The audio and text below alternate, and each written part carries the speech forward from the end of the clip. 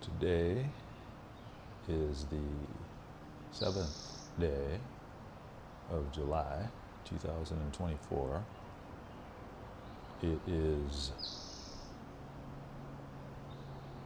9:42 according to the clock on the wall, and this is the Morning Muse.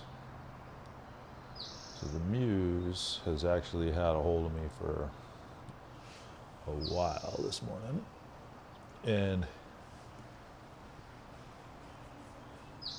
I'm going to do something that I don't think I've done before here. I'm going to read two excerpts from two texts that I've been carefully attending for some time now, and we'll see where it goes. So the first reading comes from The Matter with Things, Our Brains Are Delusions and the Unmaking of the World by Ian McGilchrist. Volume 2. What, then, is true? And then the second reading will come from chapter 16 of C.S. Lewis's Pelandra.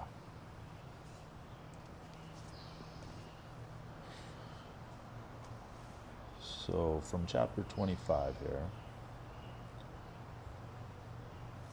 titled Matter and Consciousness, and then this is from the subsection titled Consciousness Wholly Personal.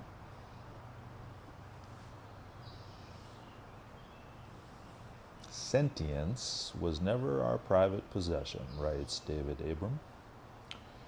We live immersed in intelligence, enveloped and informed by a creativity we cannot fathom. The world we inhabit is a sensitive sphere suspended in the solar wind, a round field of sentience sustained by the relationships between the myriad lives and sensibilities that compose it.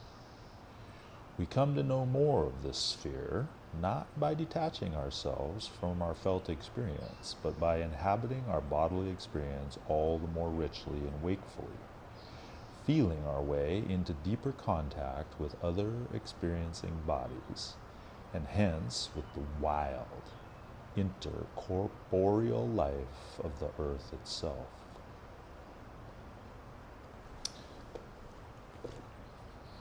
So that was David Abram being cited by Mr. McGilchrist here.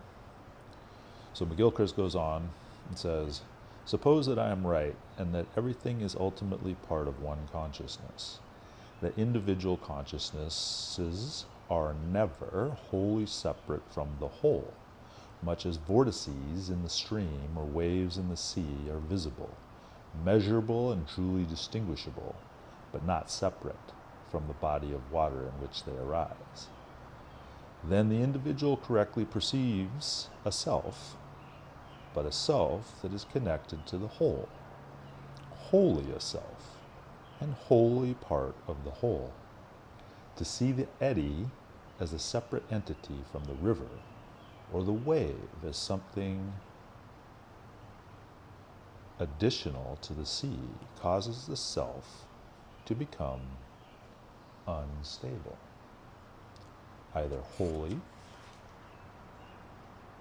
localizable, or lost in the whole, not part and whole together. A better image, perhaps, of the proposed relation of the individual consciousness to the whole is that of a cell membrane that has protrusions or evolutions in it. Inside any such villous protrusion, one would seem to be completely bounded by membrane on all sides, except right at the foot of it, where the interior of the villus is seen to be seamlessly merged with the cytoplasm of the cell as a whole.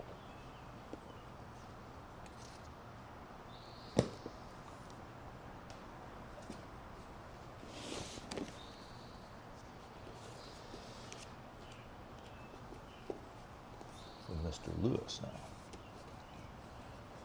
The faces surprised him very much. Nothing less like the angel of popular art could well be imagined. The rich variety, the hint of undeveloped possibilities which make the interest of human faces, were entirely absent. One single changeless expression, so clear that it hurt and dazzled him, was stamped on each, and there was nothing else there at all.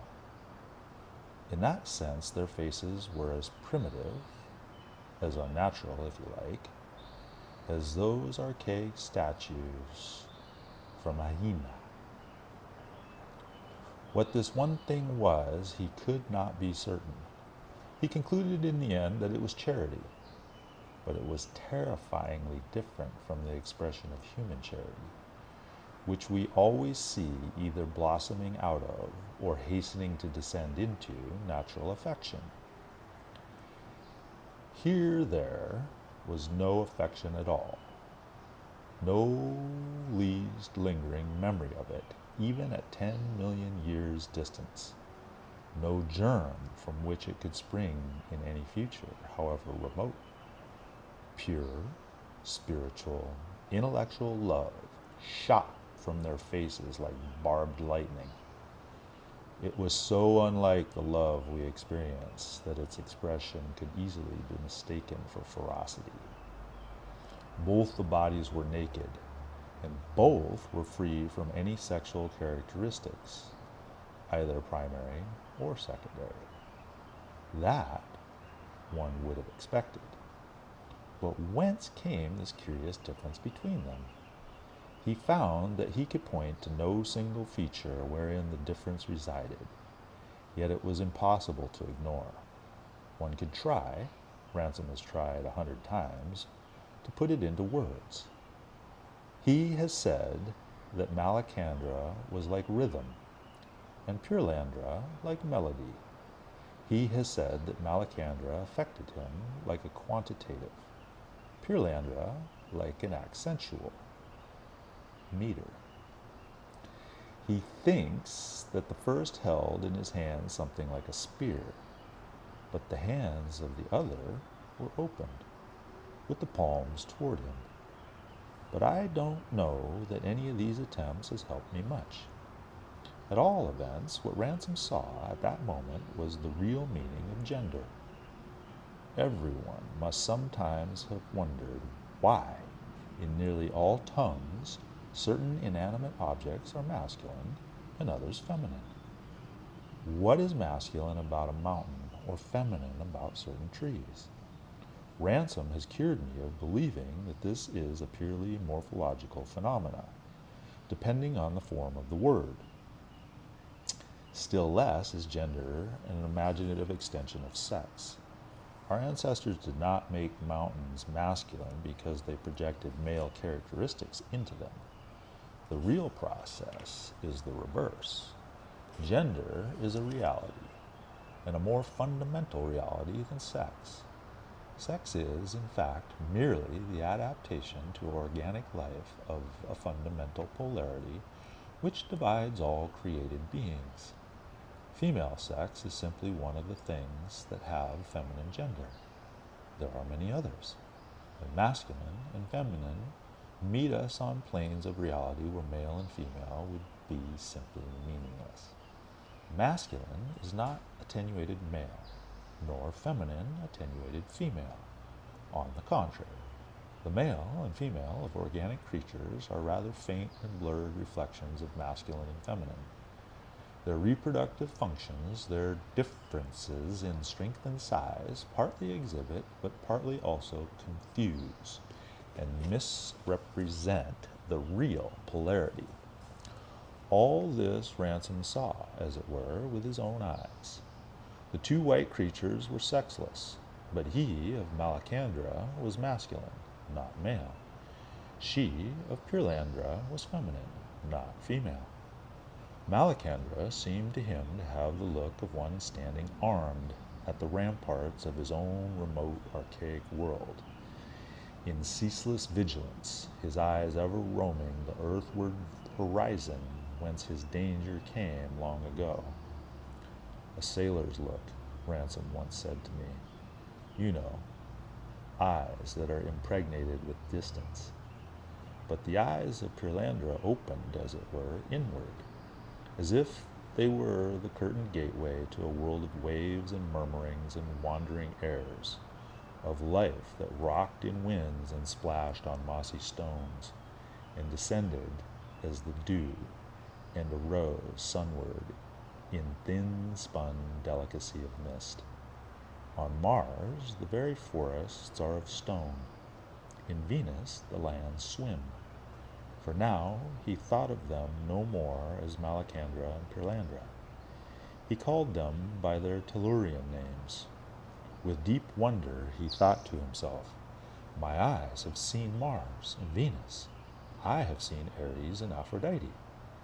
He asked them how they were known to the old poets of Tellus. When and from whom had the children of Adam learned that Ares was a man of war, and that Aphrodite rose from the sea foam? Earth has been besieged, an enemy-occupied territory since before history began. The gods have had no commerce there. How then do we know of them? It comes, they told him, a long way round and through many stages. There is an environment of minds as well as of space. The universe is one, a spider's web wherein each mind lives along every line, a vast, whispering gallery where, save for the direct action of Maleldil, though no news travels unchanged, yet no secret can be rigorously kept in the mind of the fallen Archon under whom our planet groans. The memory of deep heaven and the gods with whom he once consorted is still alive. Nay, in the very matter of our world, the traces of the celestial commonwealth are not quite lost. Memory passes through the womb and hovers in the air. The Muse is real. A faint breath, as Virgil says, reaches even the late generations. Our mythology is based on a solider reality than we dream, but it is also at an almost infinite distance from that base. And when they told him this, Ransom at last understood why mythology was what it was. Gleams of celestial strength and beauty, falling on a jungle of filth and imbecility. His cheeks burned on behalf of our race when he looked on the true Mars and Venus and remembered the follies that have been talked of them on Earth.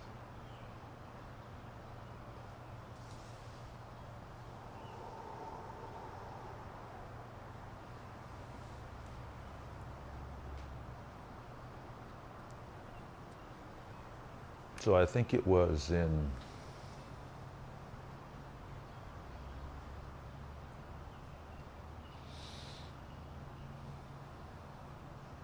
late 2020, maybe early 21, that I first convened a book club here.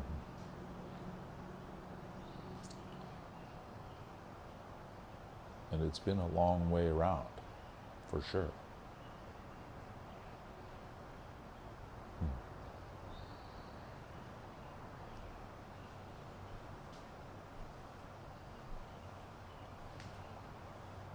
Thank you for your very careful attention.